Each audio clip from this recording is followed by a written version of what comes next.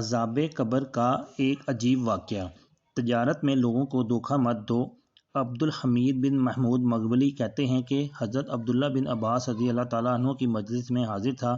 کچھ لوگ آپ کی خدمت میں حاضر ہوئے اور عرض کیا کہ ہم حج کے ارادے سے نکلے ہیں۔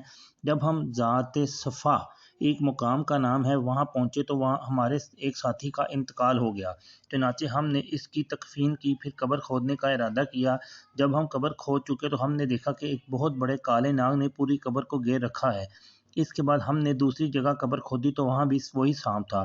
اب ہم میت کو وہیں چھوڑ کر آپ کی خدمت میں آئے ہیں، اب ہم کیا؟ حضرت عبداللہ بن عباس رضی اللہ تعالیٰ عنہ نے فرمایا، یہ سانپ اس کا وہ بد عمل ہے جس کا وہ عادی تھا، جاؤ اسے اسی قبر میں دفن کر دو۔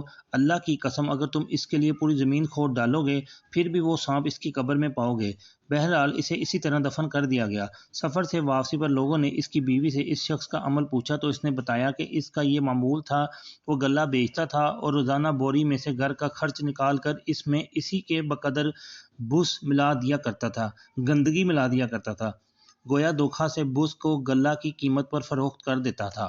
لہذا بے ایمانی کا رزق کمانے سے بہتر ہے کہ آپ ایمانداری سے رزق کما کر اپنی آخرت کو بہتر بنائیں۔